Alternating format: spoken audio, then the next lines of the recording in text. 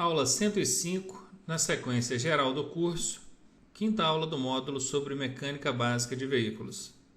Para baixar o resumo dessa matéria, acessem o site www.autoescolaonline.net e na aba Downloads você pode baixar este conteúdo.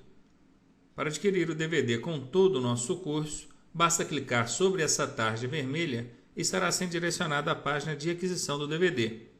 Para nos enviar dúvidas, críticas, sugestões e elogios, utilizem um dos nossos e-mails, autoescolaonline.net@gmail.com ou ronaldo@autoescolaonline.net.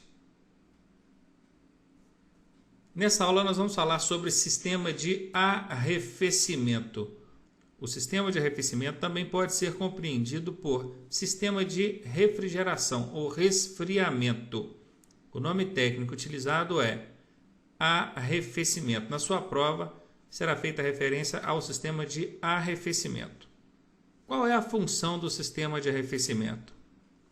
Controlar a temperatura do motor, mantendo-o numa temperatura média entre 60 e 90 graus. Ele pode ser água e ar. Conheçamos então algumas peças do sistema de arrefecimento. Nós temos a principal peça do sistema de arrefecimento, que é o radiador. O radiador está aqui mostrado pela setinha. Essa peça aqui no desenho está representada pela cor vermelha. É a principal peça do sistema de arrefecimento. O radiador é uma central de trocas. Ele recebe água que vem em alta temperatura do motor, baixa a temperatura dessa água e devolve para o motor em temperatura mais baixa. Nós temos a mangueira inferior, que é justamente a mangueira que sai do radiador levando a água para o motor. Nós temos também a mangueira superior, que é a mangueira que traz a água do motor para o radiador. Nós temos a bomba d'água. Qual a função da bomba d'água?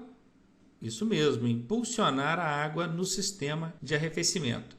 Nós temos a ventoinha, que é esse ventilador, aqui representado pela cor verde.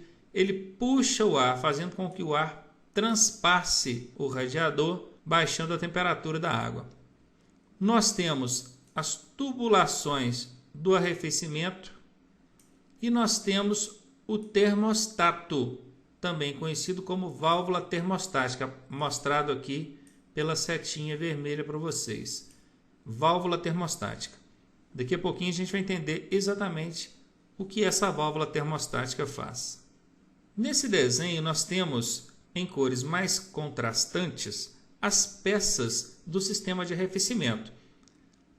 Essa peça maior, de cor azul e branca, que nós estamos vendo aqui, é o radiador. Vou tentar circular ele aqui para a gente entender exatamente. Essa peça azul com centro branco. Aqui em cima nós temos a mangueira superior, que é a mangueira que leva a água do motor para o radiador. Vamos entender como é que funciona esse sistema. Aqui, de cor amarela, nós temos a válvula termostática ou termostato. Como é que funciona esse sistema? Essa válvula mantém a tubulação fechada. Você acionou o motor. Enquanto o motor estiver em temperatura baixa, a água não deve circular pelo sistema. Por isso, a válvula permanecerá fechada. O motor, então, vai atingir a temperatura ideal, que está entre 60 e 90 graus. E se, porventura, começar a passar desse limite de temperatura ideal, essa válvula vai se abrir, permitindo que a água saia do motor e vá até o radiador. O radiador fará o quê? Ele vai baixar a temperatura da água e vai devolver para o motor em temperatura mais baixa. É válido saber que a água não vai fria para o motor. Ela vai em temperatura mais baixa, temperatura ideal para manter os 60 e 90 graus necessários para o bom funcionamento do motor. Aqui de cor amarela nós temos a ventoinha ou ventilador, que circulando vai fazer o ar passar pelo radiador.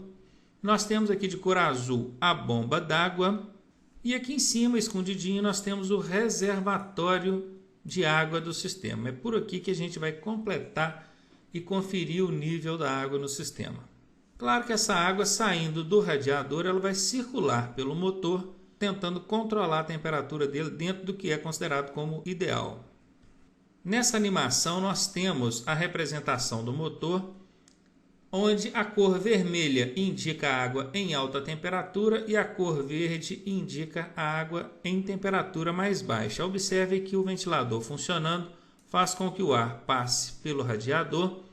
E aqui em cima nós temos o indicador de temperatura, que quando está na posição baixa, a válvula permanece fechada e a água não sai do motor e vai para o radiador. Quando está em posição alta, a válvula vai se abrir, permitindo a saída da água do motor, indo até o radiador para que possa ser baixada a sua temperatura e devolvida ao motor.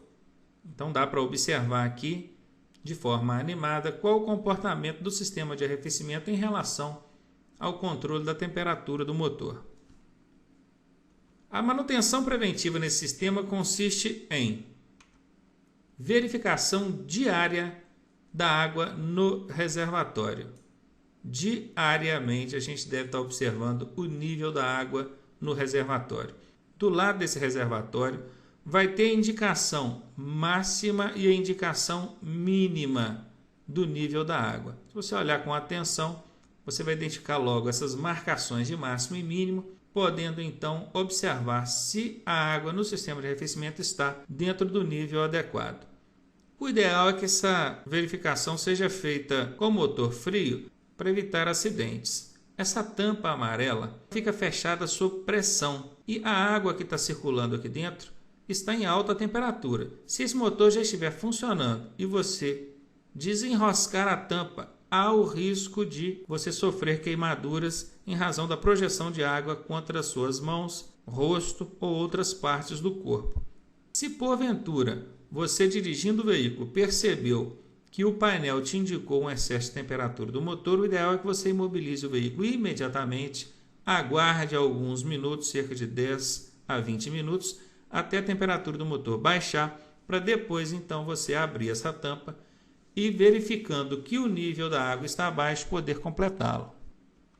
Em prazos maiores, a gente precisa também fazer a limpeza do radiador. O radiador, conforme falei anteriormente, é a principal peça do sistema de arrefecimento. É a central de trocas que recebe a água quente vinda do motor e devolve em temperatura mais baixa.